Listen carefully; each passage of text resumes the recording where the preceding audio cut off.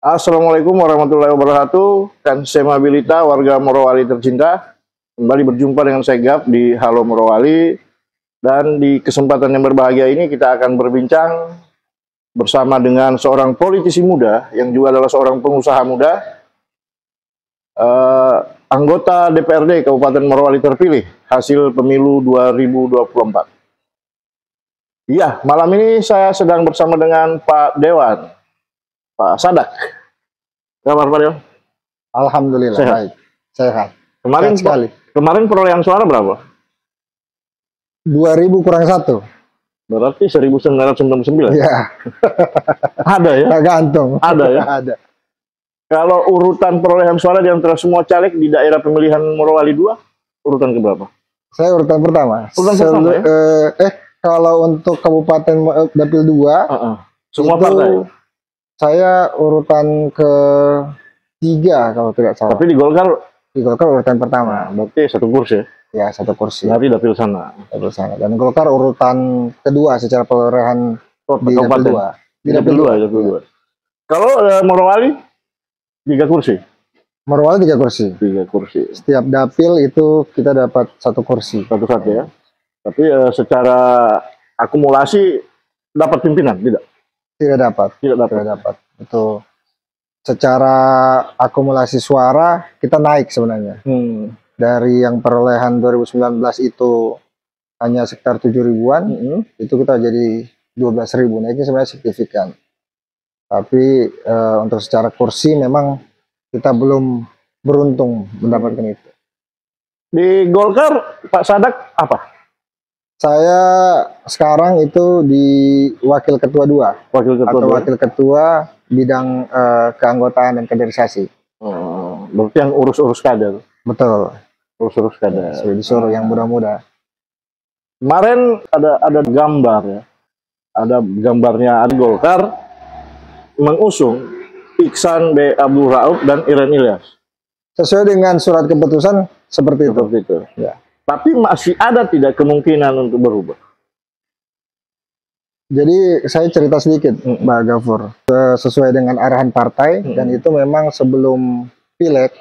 Jadi kalau secara struktural di partai, kemudian dari DPP itu membuat surat tugas hampir di seluruh Indonesia. Surat tugas ini ditujukan kepada pimpinan-pimpinan ataupun yang berpotensi, kader-kader Golkar yang berpotensi untuk maju di pilkada. Fungsinya menurut DPP adalah untuk mendongkrak suara pileg pada waktu itu.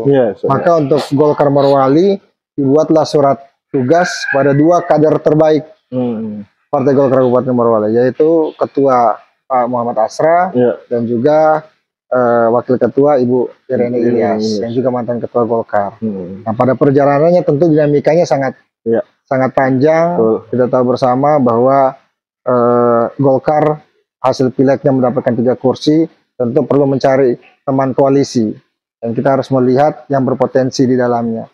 Akhirnya ya dalam proses yang sudah terlihat di gambar kemarin, tepat kemarin akhirnya DPP tanggal 20 Juli akhir kemarin lah ya, bahwa DPP mengeluarkan surat keputusan escape yang kemudian memerintahkan, menginstruksikan bahwa yang diusung oleh Partai Golkar Kabupaten Morowali yaitu Kak Iksan dan juga kader kita Ibu Irene Ilyas. Tentu dinamika masih ada, tapi kita tahu bahwa proses di Golkar itu memang proses yang sangat panjang, dan seperti semua partai keputusan akhir ada di DPP. Dan keputusan yang ada ini adalah keputusan DPP, dan itu mulai jalur yang saya bilang tahapannya yang dilalui oleh Kak Iksan dan juga Ibu Iren itu semua tahapan sudah dilalui. Artinya DPD 1-nya mengetahui, kemudian pada saat penyerahan DPP itu diserahkan oleh kader DPP, kader Sulawesi Tengah, Bapak Muhyiddin M. Said, yang menjadi Wakil Ketua Bidang Pemenangan Wilayah Sulawesi, dan juga pengurusannya pun sebelumnya itu melalui tentu Wakil Ketua Bidang Pemenangan Pemilu secara umum, yaitu Ahmad Doli Kurnia. Tapi tadi Pak Sadak mengiyakan bahwa ada kemungkinan untuk berubah. Itu apa kira-kira yang bisa membuat itu berubah? Ya saya bisa bilang kalaupun ada suatu perubahan itu memang suatu kejadian yang luar biasa. Tapi sepengetahuan saya setelah yang kepengurusan sekarang, zaman kepemimpinan Ketum Erlangga Hartarto, semuanya berjalan dengan baik dan ini sudah dipastikan bahwa harusnya untuk yang Morowali ini sudah final. Sudah final ya? Sudah final. Harusnya sudah final. Tapi apakah itu berarti bahwa pasangan Ikhlas, Iksan B. Abdul Rauf dengan Ibu Iren Ilyas ini sudah kuota kursinya sudah terpenuhi? Golkar kan cuma 3. Ya, saya mau jelaskan hasil. Sebenarnya ada pertemuan-pertemuan. Ya. Ini saya juga tidak mewakili dalam hal ini. Tentu saya punya kapasitas. Ada kapasitas yang lebih besar daripada saya. Ada ketua Golkar Kabupaten Morowali. Tapi yang saya ikuti dan juga saya ada di situ bahwa di rapat terbatas pada saat itu di Palu dipimpin langsung oleh Wakil Ketua Umum Ahmad Doli Kurnia. Ahmad Doli Kurnia menyampaikan bahwa surat keputusan itu tidak sembarangan dikeluarkan. Itu kalau secara eksplisit sebenarnya sudah hampir sama dengan B1 KWK. Hanya formatnya saja yang berbeda. Nah, tentu memang ada tugas-tugas yang harus dilaksanakan oleh calon yang kemudian ditetapkan oleh Partai Golkar. Dan Partai Golkar tentu mengambil keputusan itu tidak main-main. Ketika sudah memutuskan begitu, tentu sudah menimbang. Betul. Maka saya bisa pastikan bahwa harusnya Kak Iksan dan juga Ibu Irene sebenarnya sudah cukup. Dan instruksi Partai Golkar, pimpinan DPD 1 bahwa tidak harus menunggu yang lain-lain, asal sudah cukup 5 kursi, itu sudah harus jalan. Makanya organisasi kemudian kita diminta untuk segera mengkonsolidasikan. Pada kemarin itu kita rapat pengurus untuk segera agar tidak ada lagi simpang siur. Karena kan beberapa minggu belakangan kan simpang siur terus Partai Golkar. Diklaim sana sini. Maka kita diinstruksikan oleh DPD 1 untuk segera menindaklanjuti hasil surat keputusan dari DPP agar organisasi ini bisa berjalan dengan semestinya. Seperti itu Pak Sadek. Gitu. Baik, sebelum kita lanjutkan perbincangan kita rehat. Jangan lupa subscribe dan like channel YouTube Halo Morowali. Baik netizen yang budiman, balik lagi bersama saya Gap di Halo Morowali dan masih bersama dengan Pak Sadek, politisi Partai Golkar. Pak Sadek, setelah sekian lama baku klaim antara tim dengan tim yang lain soal usungan Partai Golkar ini, kenapa sih pada akhirnya Golkar menjatuhkan usungan kepada pasangan Ikhlas, Iksan Abdul Rauf dan Iren Ilyas? Dari awal sebenarnya Partai Golkar sesuai yang saya sampaikan di awal tadi bahwa Partai Golkar itu mengeluarkan surat tugas kepada 2 kader terbaik, yaitu Pak Asra dan juga Ibu Iren. Karena dari kita DPD 2 juga rapat pada saat itu sebelum di bawah bahwa siapa-siapa saja yang mau dicalonkan, itu kita rapatkan di DPD 2, itu menyampaikan bahwa harus kader partai. Itu tegas, kita sepakat semua pengurus itu harus kader partai. Begitu ke DPD 1 juga, DPD 1 juga menyampaikan bahwa harus kader partai. Perjalanannya adalah tentu Partai Golkar melihat salah satunya adalah hasil survei. Hasil survei yang bisa dipercaya, hasil survei yang kemudian dipilih oleh Partai Golkar untuk kemudian dilaksanakanlah survei pada saat itu. Hasil survei yang keluar tentu ada nama-nama yang masuk. Salah satunya ya ada ada Ibu Iren, ada Pak Asra, kemudian ada Kak Iksan, ada Haji Hakim, ada beberapa lah nama di situ. Nah, setelah hasil survei, tentu dari hasil survei itu kita melihat mengevaluasi, partai mengevaluasi, sambil kemudian beberapa orang tentu kan ikut mau masuk, ya termasuk yang serius ya salah satunya ya Kak Iksan pada saat itu. Ya, kita melihat kemungkinan yang ada, akhirnya setelah jalan survei dari proses lobby-lobby dan segala macamnya, dan saya harus tegaskan juga bahwa di Partai Golkar, dan ini saya tahu betul bukan hanya karena saya tahu Partai Golkar, tapi saya kenal betul dengan yang namanya Bang Ahmad Dauli Kurnia. Beliau adalah senior saya di Bandung. Ya. Beliau satu irisan organisasi dengan saya, bahkan beliau dan juga istrinya. Saya tahu betul bagaimana komitmen beliau, bagaimana integritas beliau pada Partai Golkar. Sehingga beliau menyampaikan sendiri. Pada waktu itu banyak yang datang kepada Partai Golkar dan menanyakan apa yang harus disiapkan. Jawaban dari Partai Golkar, jawaban dari DPD 1 pada saat itu adalah bahwa kita tidak minta apa-apa, yang penting tolong Golkar diurus. Karena kita sudah beberapa kali mengusung calon bupati, tapi ternyata pada saat itu malah kemudian Golkarnya tidak terurus. Bayangkan dari pileg yang harusnya kita sebelumnya dari yang paling besar, ini menjadi titik terendahnya Partai Golkar dalam 2 periode terakhir ini. Partai Pileg Golkar, tahun ini? Iya, pileg tahun ini dan juga maksudnya dari pileg 2019, 2 periode. Maka dari itu belajar dari 2 periode ini, kita mendapat, ini kursi terendah Partai Golkar Kabupaten Morowali untuk pertama kali, hanya 3 kursi. Dan untuk pertama kali dari 2019, Partai Golkar itu tidak mendapatkan kursi pimpinan. Maka ini menjadi bahan evaluasi untuk melihat orang-orang yang mau betul-betul bekerja bersama Partai Golkar dan juga ada kader Partai Golkar di dalamnya. Ya.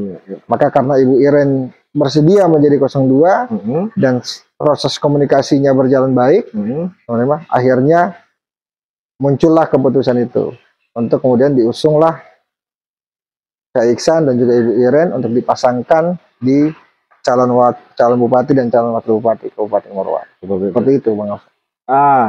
Jadi seperti itu ya Pak Sadak. Terus ini tadi Pak Sadak bilang di Golkar posisinya di wakil ketua yang membidangi soal kaderisasi dan juga keanggotaan. Ya. Berarti termasuk penertiban anggota dong ya? Salah satunya harusnya tugasnya seperti itu. Jadi bagaimana misalnya kalau ada kader-kader atau anggota yang tidak sejalan dengan keputusan DPP ini? Baik.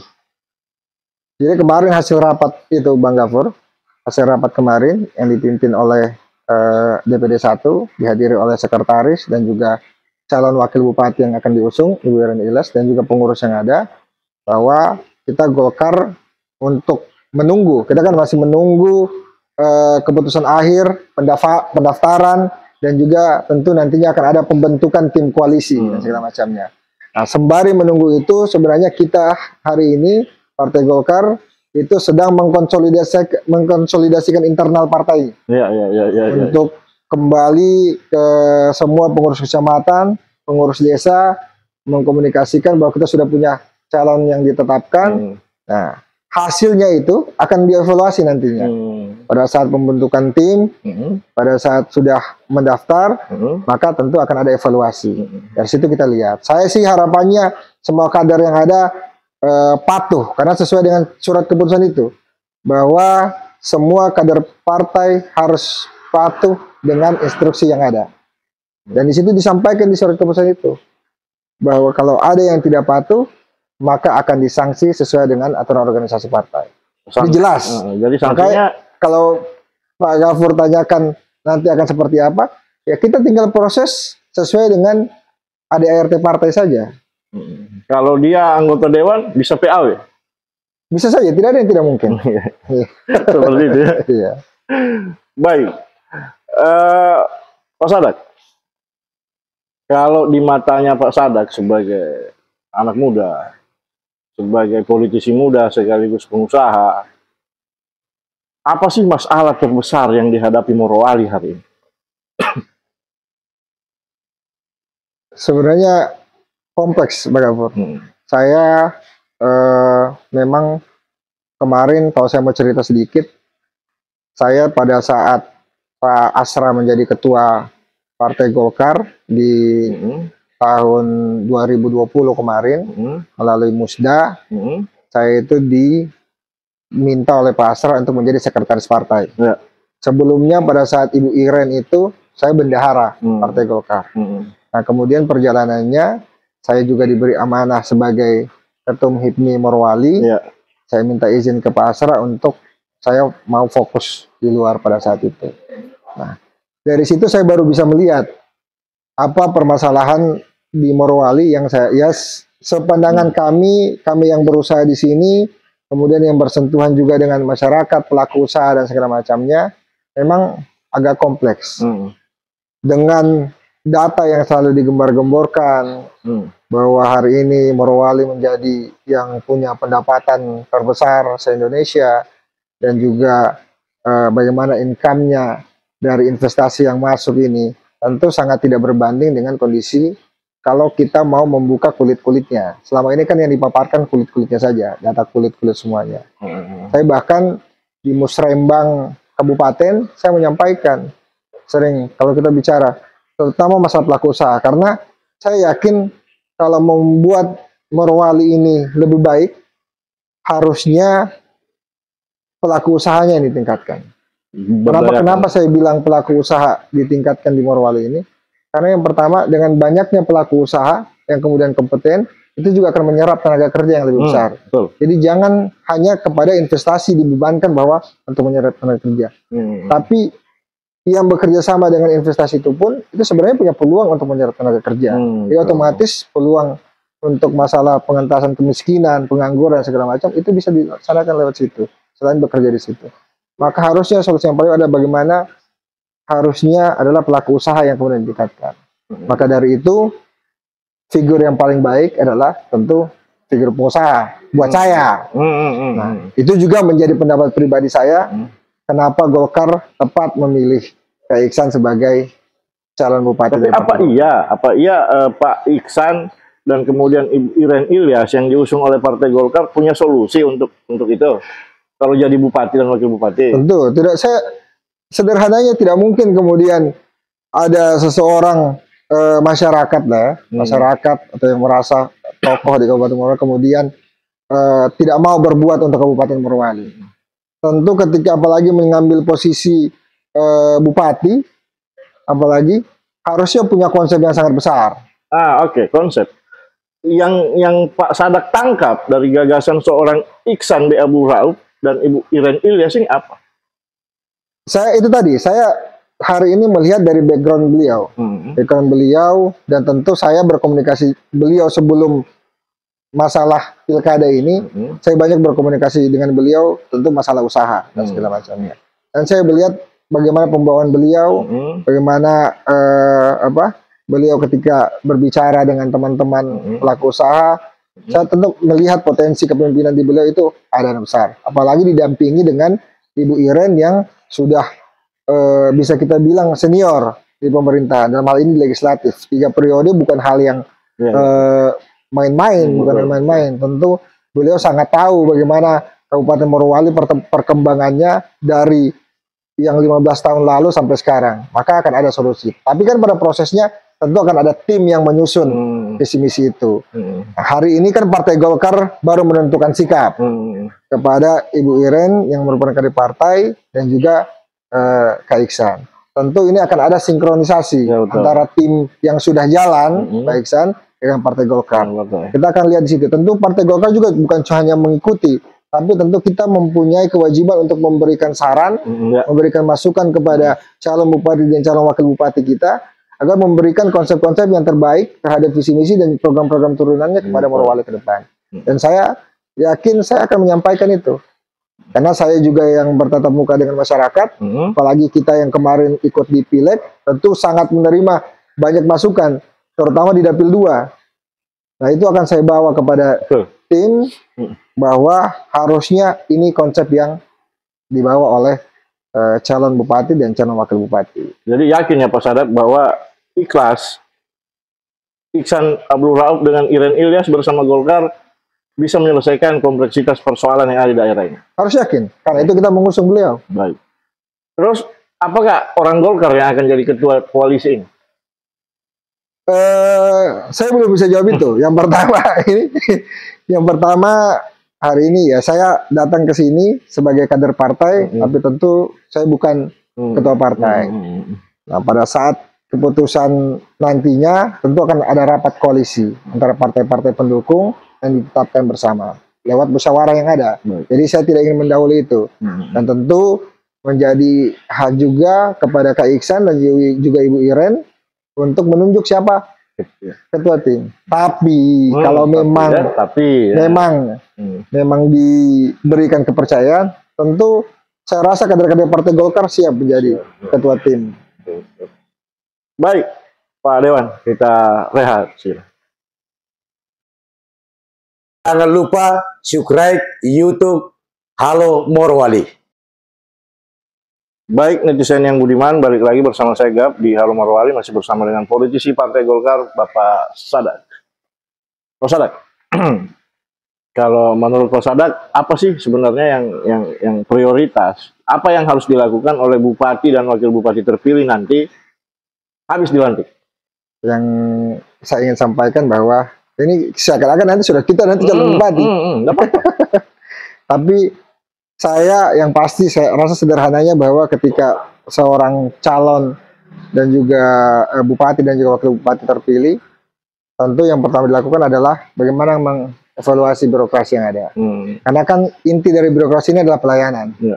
Artinya bagaimana pelayanan itu bisa betul-betul bermanfaat buat masyarakat. Maka kuncinya bagaimana birokrasinya ini itu dibenahi dulu. Dibenahinya ketika ada seperti tagline-nya Kak Iksan hari ini kan. Ketika itu baik pada zaman Pak maka dilanjutnya. Ketika ada yang belum baik maka harus dibenahi. Saya pikir sederhananya seperti itu. Kalau bicara lebih luas, lebih detail, saya rasa nanti akan ada. Tentu Kak Iksan dan juga Ibu Irene tidak bekerja sendirian juga. Akan dibantu oleh orang-orang yang nantinya di tim itu akan selalu memberikan masukan kepada beliau. Kuncinya adalah bagaimana seorang pemimpin itu mau menerima, kemudian mensortir mana masukan-masukan yang baik yang kemudian dilaksanakan menjadi kebijakan seorang pemimpin. Baik, Pak Sadak, itu pertanyaan terakhir. Ya, itu pertanyaan terakhir. Aman sudah berarti. Dan netizen yang budiman, itulah pertanyaan terakhir kita untuk diskusi kita malam ini dengan Pak Sadak. Nanti kita akan pakai durasi yang lebih lama lagi setelah penetapan calon bupati dan wakil bupati Morowali. Siap. Pak Sadak, di Halo Morowali ada tradisi, di setiap akhir perbincangan itu narasumber diberikan mic sepenuhnya untuk memberikan closing statement. Untuk menyampaikan apa yang ingin disampaikan kepada netizen kita. Bisa juga sebagai kesimpulan dari apa yang kita bahas.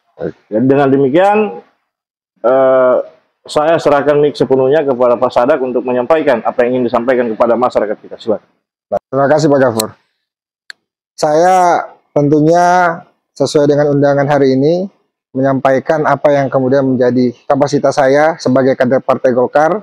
Saya berbicara bagaimana tentang dinamika Partai Golkar yang saya yakin semua partai hari ini menghadapi dinamika itu.